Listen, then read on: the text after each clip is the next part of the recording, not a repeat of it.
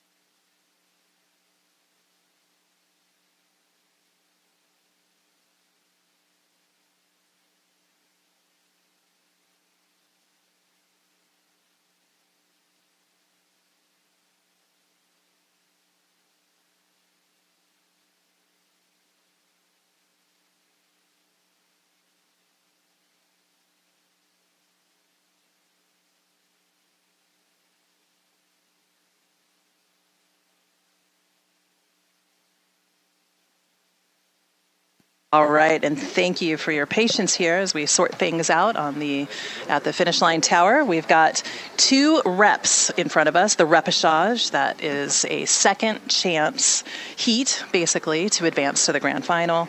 This is the men's second novice 8, repechage number 1. We've got 4 boats on the course in lane 2, Minnesota, lane 3, Connecticut, lane 4, University of North Carolina, and lane 5, UC Davis. And right now, your early leader just past 500 meters in will be Connecticut. So Connecticut looking at a little bit of open water over the remaining field. Really, really tight here between UNC and UC Davis. Slight advantage is going to go to UC Davis, maybe by about a deck over UNC. And then in the 4th place position, it will be Minnesota, the Gophers from Minnesota, doing a nice job here, just not quite holding pace with the rest of the crew. But one thing to note is that only 1 boat out of this rep will move on to the grand final. So Connecticut trying to make a statement here and push themselves into that grand final, doing a nice job as we approach the first 1,000 meters gone.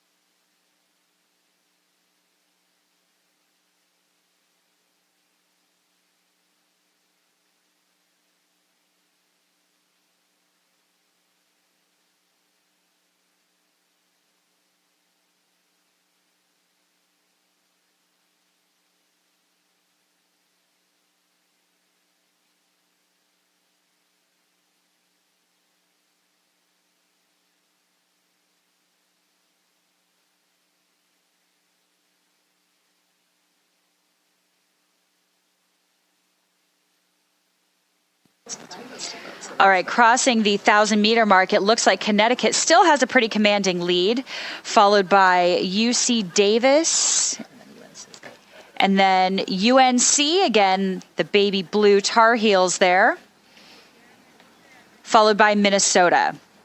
So Connecticut looking pretty comfortable out here in the front at about a 34, so about 34 strokes per minute. That's a pretty comfortable pace coming through that 1,000-meter mark.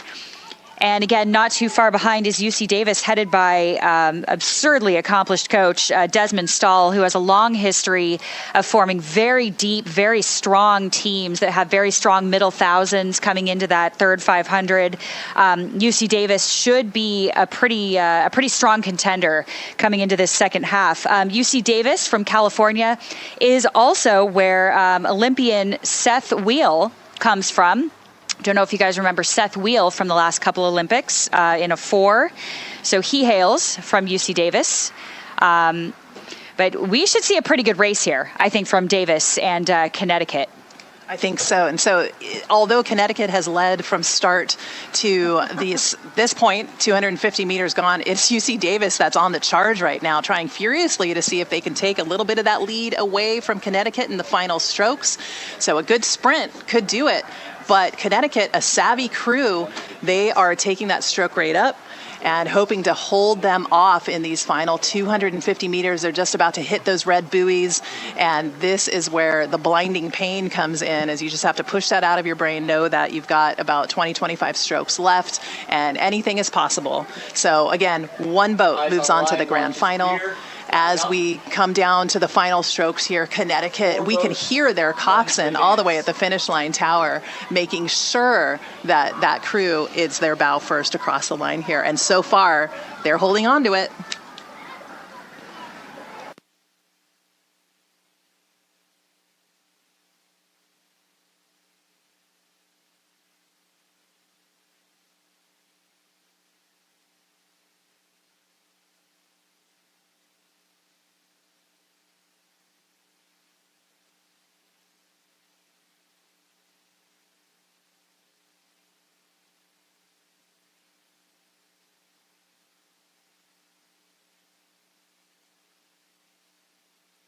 All right, and we're hearing some definite screams of joy there coming out of that second novice 8 from Connecticut.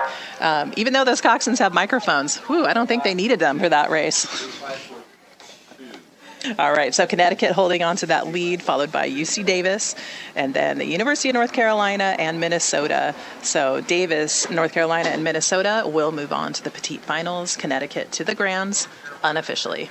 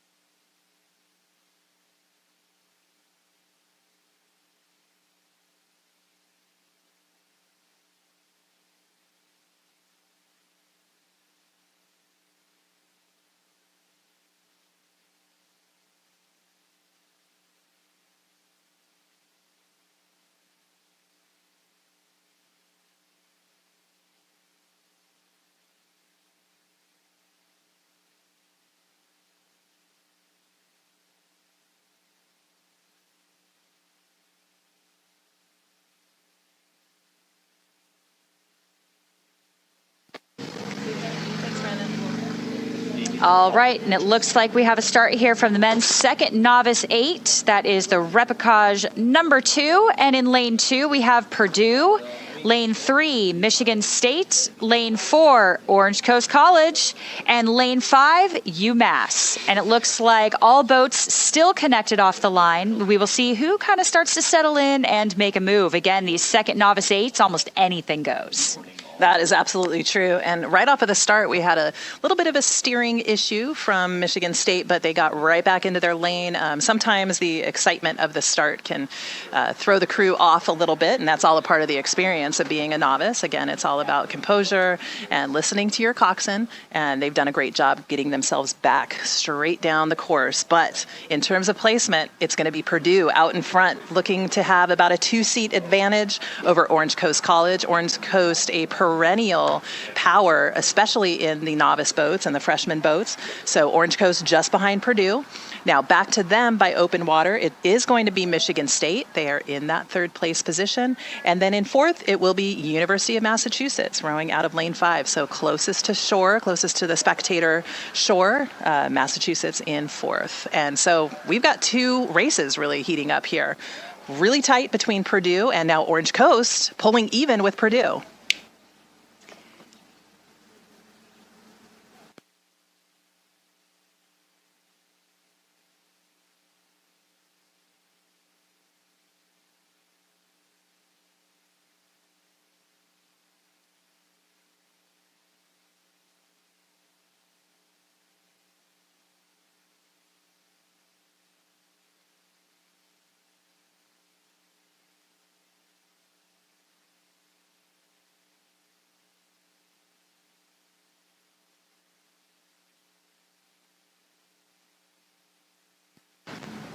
All right, as we start pushing into that 1,000-meter mark, it looks like Orange Coast College has taken the lead, maybe a half a boat length over Purdue. We'll see as we kind of start to cross the 1,000 here. But Orange Coast College, again, not that I'm biased, that is my alma mater, so I have to say go Coast.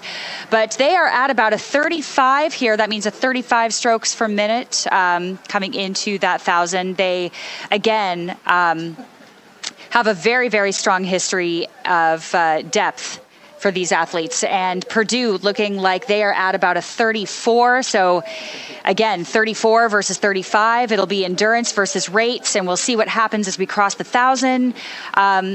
Orange Coast College looking pretty good. They've got a nice rhythm here, getting a little bit of space between those puddles. Looks like they're out of their puddles here, but Purdue is not going to make this easy on them. That is for sure. Absolutely not. And again, they know that only one boat's going to move on to that grand final.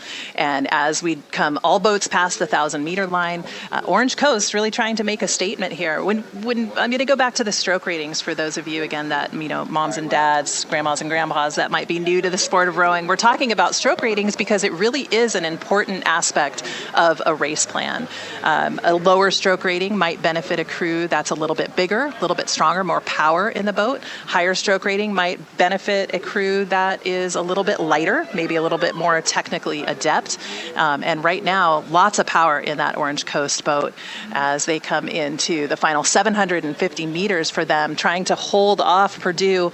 Purdue doing a really nice job here, well ahead of Michigan State and then finally University of Massachusetts.